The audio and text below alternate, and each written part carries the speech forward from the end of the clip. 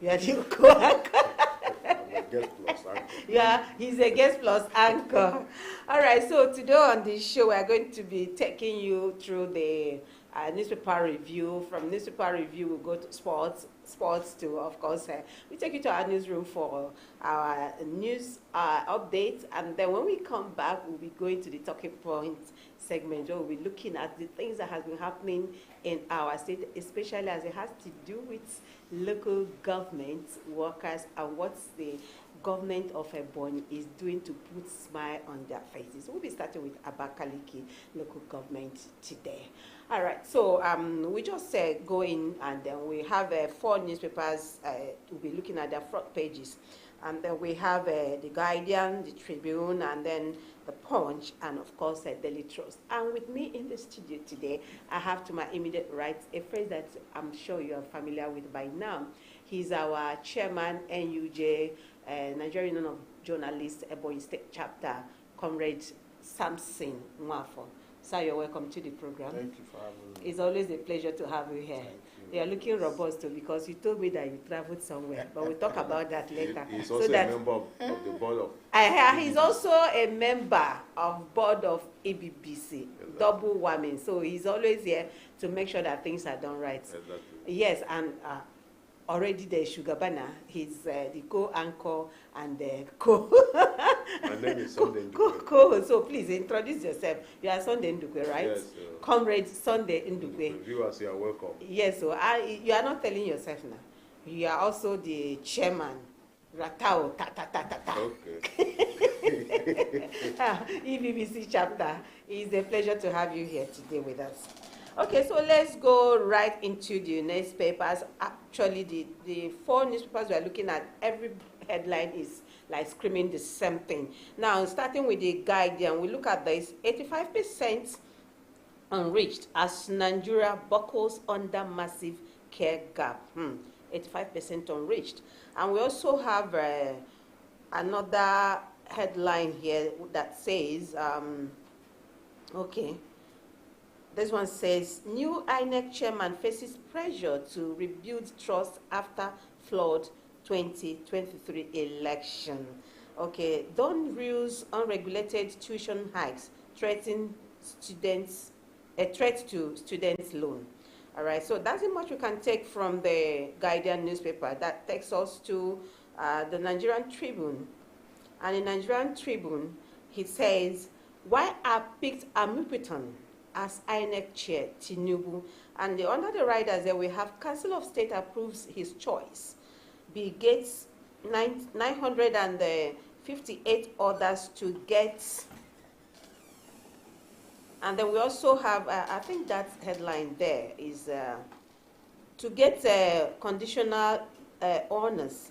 New policy trust finds repel repeat counting. Okay, so we now go to the point, to the Punch newspaper. It's still talking about Amipitin. Amipitin faces tough test as new INEC chair, and under the riders we have opposition warns against partisanship, demands urgent reforms, and Tinubu APC defend appointment, urge fairness, credibility. Okay, that's the much we take from the Punch newspaper, which now takes us to still Daily Trust. Amipitin and his records, how he should lead INEC, parties. We also have here Israel Hamas sign Gaza ceasefire deal, and FCC Council withdraws TV radio levy. Wow. How the new income tax will affect you. And then we have under there, Tinubu pardons Vasta, Farouk Lawan, others. All right, that's what we'll be taking there. Now, gentlemen, you discovered that all the papers here, everything is talking about the new INEC chair. Now, let me start with you, Samson. We have a new INEC chair, and this is the first time INEC chair is coming from the North Central or at least Kogi states. What do you make of that appointment? Thank you so much. One is to congratulate Nigerians the government and the people of Kogi State for these wonderful appointments. From what people have said of the man who was appointed, we are made to understand that I don't know him, that he's a man of integrity, he's a man who has been on the side of justice, and it is commendable. But let me also say that the past chairman of INEC has, Nigerians have always said some of them. But the problem is that along the line, some factors which people term Nigerian factors will envelop them, will overwhelm them, and things will start going south. But we believe that he should learn from his predecessors.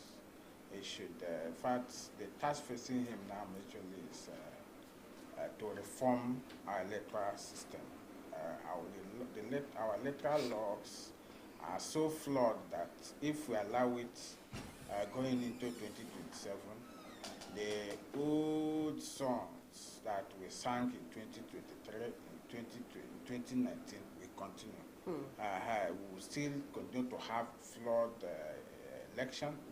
People will continue to complain because there are things, a lot of things that actually needed to be kind of reformed. There are new things that need to be introduced in our electoral system so that when we go into election, people will have that confidence that if they win or any of their candidate wins, that they will be actually given that or be declared winner, so to say. So, because that has always been the problem of Nigeria. This language of am I going to vote, will the vote be counted? They will just announce anybody they wish to announce. So, but if we strengthen our electoral system and our laws, some of these things can be checkmated very well. So he has a task before him, and thank God he's somebody who is also a lawyer, who has attained the rank of SAN in the field, and has also been a researcher and understands what it means to introduce new things, innovations into the system so that things will work better. So I believe if he brings in his wealth of experience, both as a classroom teacher and as a lawyer, I think things will get better for our electoral system going into 2027. Yes, Shugaba, what do you make of it? And like Samson did mention, he's a lawyer by profession, and we're looking at everybody's crying electoral reforms, electoral reforms. Which line do you think he would toe? Well, actually, we saw yesterday that the Council of State approved Josh Ojo Amopitan. His name will be forwarded to the National Assembly for confirmation. We also saw that the previous government, during Jonathan appointed somebody from another zone, appointed somebody from Northwest, person of Jega. And then when Buhari came, he appointed somebody from Northeast, the immediate past Yakub. And now, the incumbent president appointed somebody from North Central instead of Southwest, where he's from. It's only Southwest now that has not produced, I think, INEC chairman. Maybe the next president will consider that. Talking about the challenges, the immediate past INEC chairman has the issue of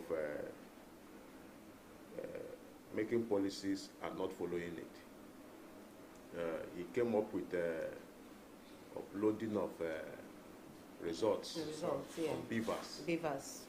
But it was not followed. That was the major controversy that heralded the election of 2023. People were having high hopes that whatever result that is, as voting is going on, it will be seen or being uploaded real time, real time, you know, on a server. Then people can easily monitor, you know, help the process. But the reverse was the case, you know. We saw situations where in many places nothing like that happened. Yeah.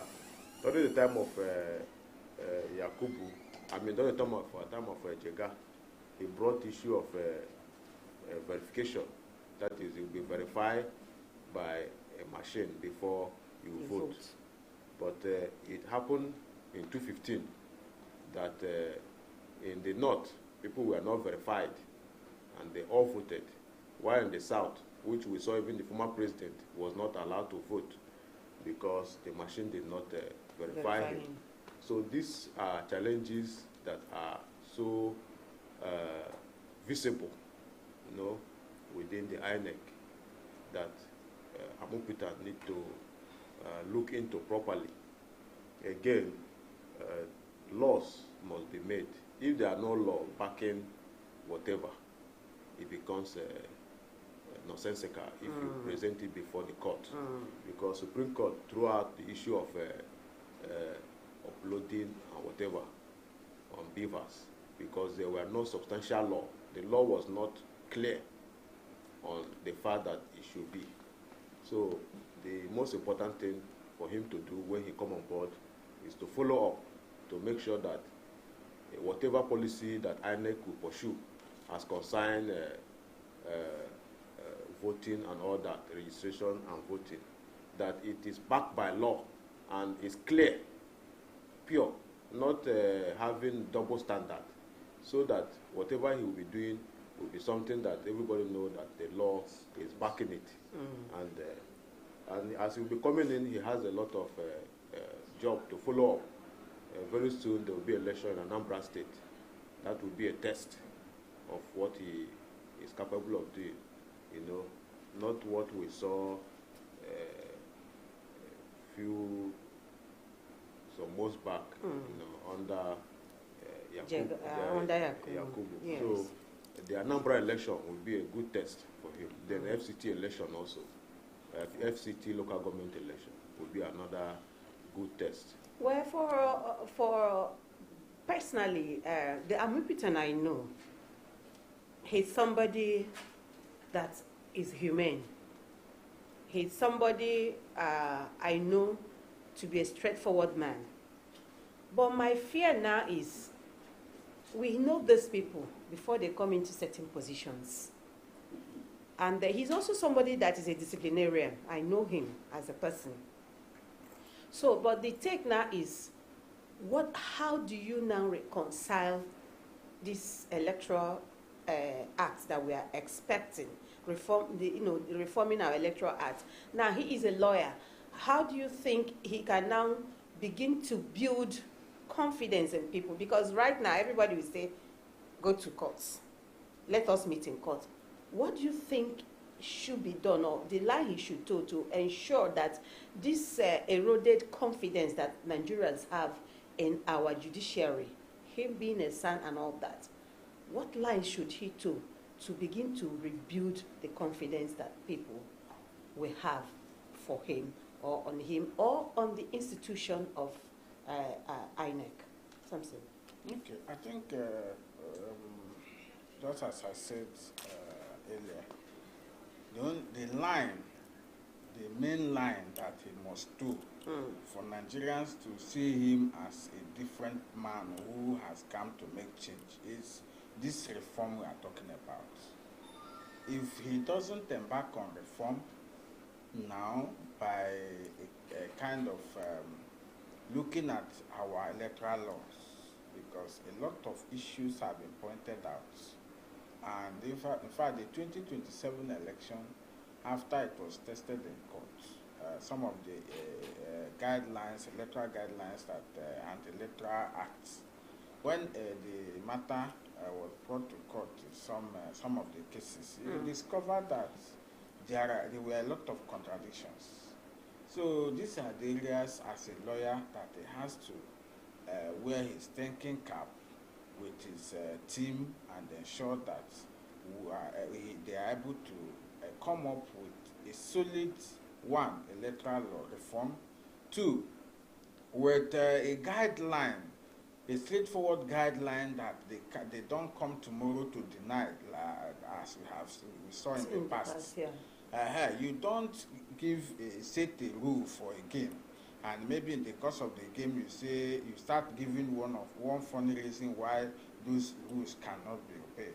It's funny. It shows that you have been compromised, and there's nothing you can tell anybody to dispute that fact. So I think what the man that is what is facing the man majorly is to begin to take steps that will convince Nigerians that there is a new dawn in the system. Just as Ms. Andukwe noted, by next month, Anambra will be having an election. FCT election is also near. Osun election is also near. Ekiti. These are elections that Nigerians will use to test the capacity and transparency, competence of INEC under Amopetan. And most importantly, there are, the elections we have now, or the system we have now, may also hinder some of the things that he may want to introduce. But with the electoral law, if they start working on it now, to be sent to Senate for assent, for scrutiny and passage into law. If they start it now, at least from now till 2026, before 2027, we should be able to have an electoral law that must have corrected some of the aches of the past, some of the grievances Nigeria are still having over the past elections. Because most times people do certain things because, after all, when they go to court, there are a lot of ground to water what Nigerians feel. One lawyer, one judge, when during Obi Atiku Buhari Tinubu case, said that laws or judgment are not given based on morality or what you feel that should be done. Judgments are given based on the evidence available before the court. So and the law itself. So you must compare them, a kind of look at it side by side to be able to give a judgment. But most times those judgments do not augur well with Nigerians because they feel they know the truth, and maybe you want to hide under the law to deny what them. They see or what they know as the truth and justice. So these are the things that, if we begin to look at it, then also strengthen our judicial system. I said it last time, that most times the problem we have in Nigeria, as it is our judiciary. It has to be strengthened, sanitized, such that when you have an issue as a common man and you go to court, you get justice, not minding who you are challenging, even if it is government. So once we begin to have a system where everybody work not for Mr. A or not for Mr. B, but you're working to ensure justice, not minding who will be affected, we begin to have a viral society where everybody will be happy. All right. Okay, now, Sugaba, there's also the concern of the parties, the other political parties. Yes, it's true that when you look at Amopetan, the zone he falls under is termed North Central. But he's actually of the Yoruba extraction, where he's coming from. Yeah. He's actually of the Yoruba extraction. You understand, the Woshiki side of Kogi State. They speak Yoruba and Yagba. That is their dialects. You understand? So how do you now think he will address the concerns of political parties? They are looking at, is he not going to be partisan? Even though if you look at the card now, it's like when we say North Central, if you don't know him, okay, he's from the north, he's not Yoruba.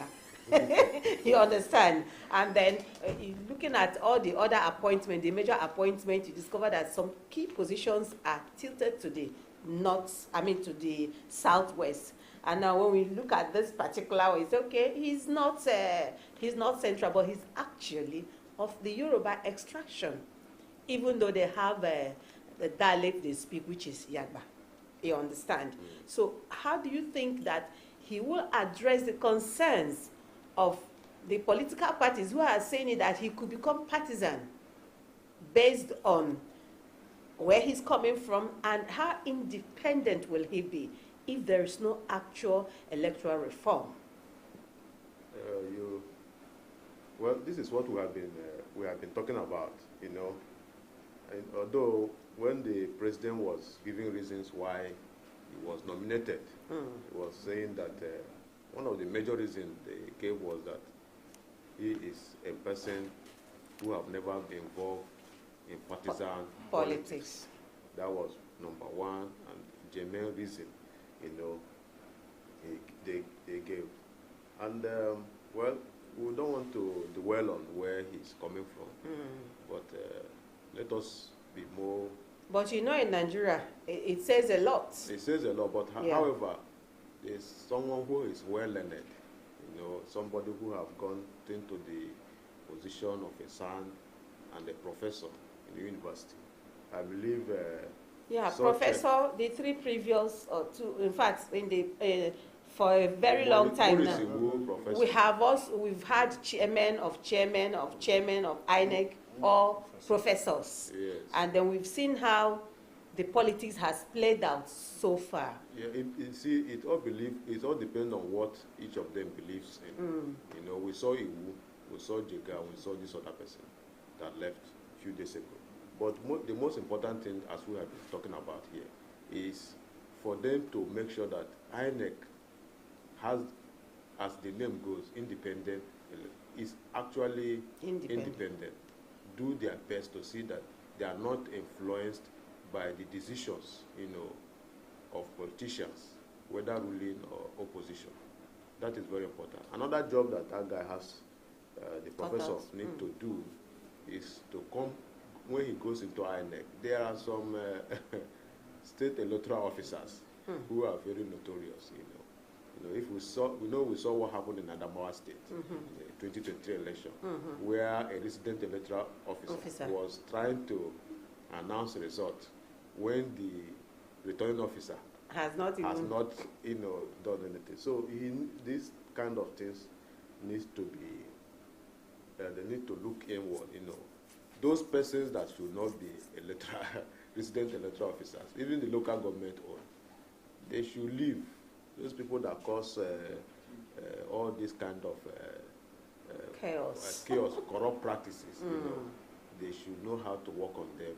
Maybe there are other places they should be working. They should put them there and not at the INEC. We should see a system where everybody will be able to, you know, vouch for the electoral body to say this is truly independent. These people are really, they have been sanitized. So you should go in there to carry out sanitization. You know, there are people that are not supposed to be in that place. You know, and there are people who are not supposed to be in charge as state electoral commissioners. And then he should also make sure that he is actually seen to be in charge. We should not have a situation where during the election, political parties don't know returning officer. That is very poor. You see in some of the senatorial election, you don't know who is returning. Somebody will come and say he's the one that is returning officer. I'm Professor D for so, or I'm Dr. D for so university, and the returning officer for this. And the political party will say, no, this is not the name we have. And those sort kind of things should all be, you know, taken care of, so that we will not continue to have. It's a mockery, you know. Indeed, it is a serious mockery. Now, Samson, do you see him emerging as Professor Nenoti? Do you think he has the sagacity, the capacity, and the no-holds-barred, you know, character to say, if I perish, I perish, in his house cleaning?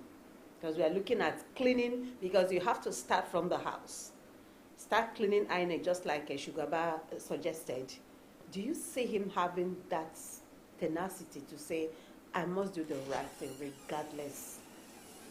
Okay, thank you so much. I think the system we run today in Nigeria, it's not as if anybody doesn't have faith in the country, but it will be a miracle if we see this incoming ANEC chairman taking such posture of saying things must be done this way, not minding who is involved. It will be a miracle, and it will be a kind of a new era that will begin to will bring the reform we are yearning for in this country. So that's our desire. That's what every Nigeria wants. But we want to see it happen. And with what had happened in the past, I cannot vouch for anybody until I see him begin to do his work very well. That's when somebody like me can come and say, yes, we see this man as a messiah as far as electoral system is concerned. And let me say that we've got to a point that we need to create a special court, just the same way, because election is a very sensitive aspect of any system. Because one, if you fail to bring a good leader, to elect a good leader, the system will continue to go bad. If you don't allow the people to elect who they want, people will begin to lose faith in the system. So what is happening in the military, where they have special courts to try erring officers, should start happening in the electoral system. There should be a strong special court where any electoral offenses should be tried. It shouldn't be more than a month or two. So that if we begin to punish those erring officers, because most times the INEC chairman may be there, they just as Comrade Ndukwe noted, even the recent electoral commissioners and even local government EOs and all this, we begin to spoil things for him, and they can't. It can't be everywhere. So, but if we have stringent measures to begin to kind of handle erring staff of that commission, you begin to see a change, because people will now know that once they are found wanted, they will be tried immediately and punishment served to them. So we need a system, we need the commission and electoral system that will be serious, that people will not take for granted, not minding who you are. So I can't vouch for him, but I pray and hope that he does the right thing, because Nigerians have become so aware that whatever you do, put in the dark and in the public, they will begin to expose you to the point that even you, as a public officer, will begin to hate yourself. Very true, very true. So while we are rounding up, today we are just dwelling on this appointment, because it is a very key thing that has happened in Nigeria, and we are all anxious. Well, talking about appointment, yes, we should not also forget that the Council of State also approved, the appointment of Aminu Aliyu as the national, the chairman of our population commission, National Population Commission, which is another key factor. Yes, because it's also from North Central. It's also from North Central.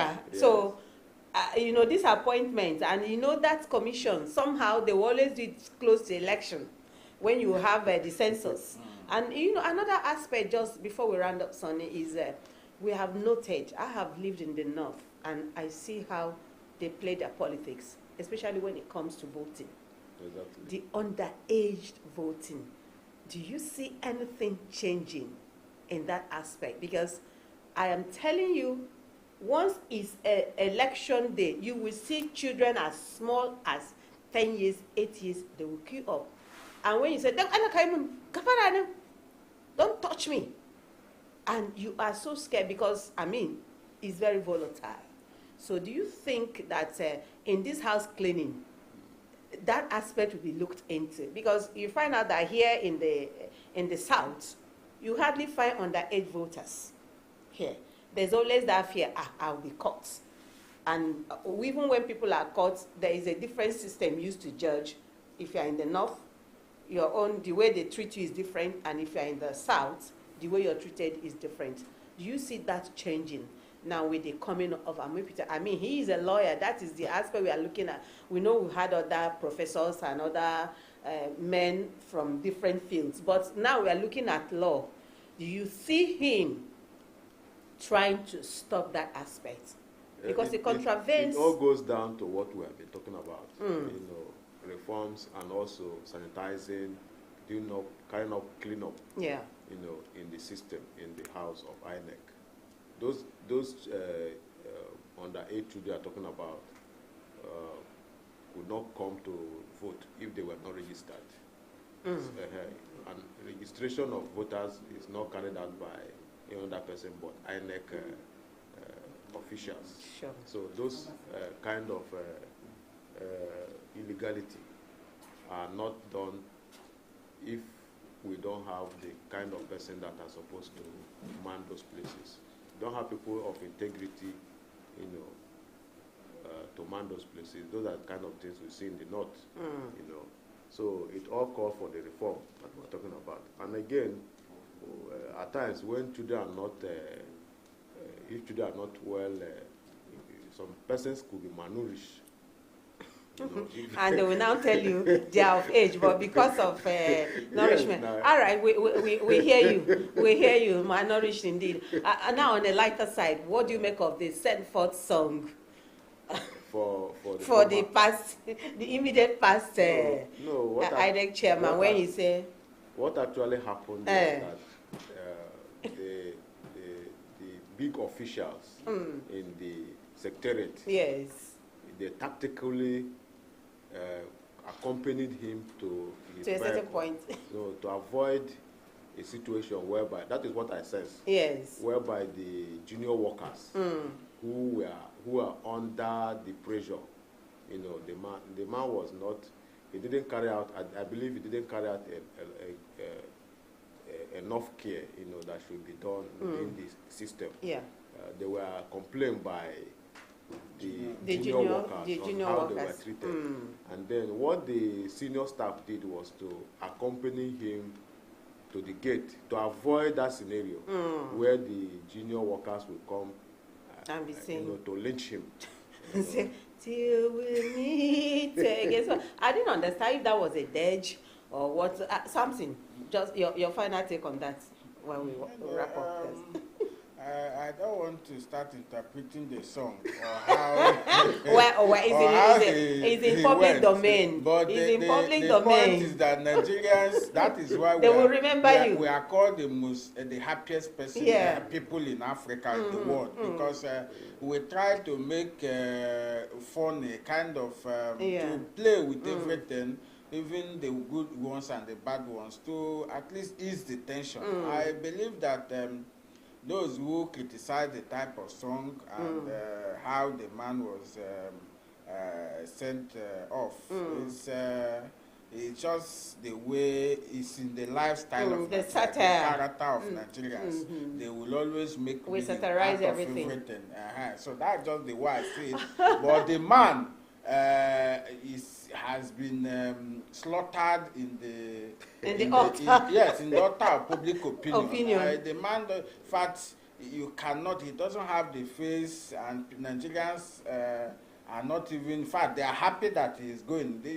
From before now, speculations on whether he has gone or not has been there. So now that he has gone, people must talk. So that's just the way I see it. All right. Okay. Gentlemen, we have to stop here so that we can take our sports. Meanwhile, like you said, Nigeria, we like to laugh, we satirize everything. So for me, my own song is for him. Only remember about what we have done. So that is how we remember Professor Yakub Mahmoud. So we remember him by what he has done. Thank you, gentlemen, as always, for being here and your beautiful analysis on Sonny. Many thanks for being here. And of course, our chairman, Samson Wafo, we appreciate your analysis as always. Many thanks for being here. All right, we'll be right back after this short break while we take our sports analysis. Thank you.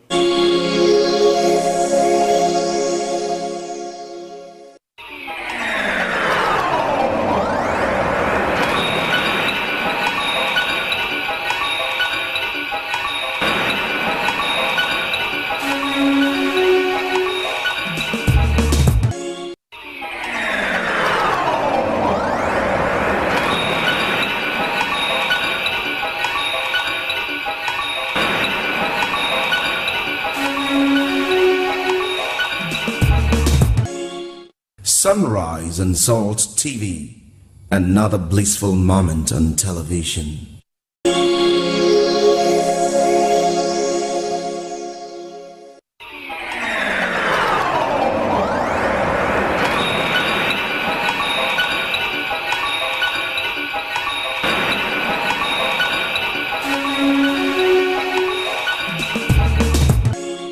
Sunrise and Salt TV, another blissful moment on television.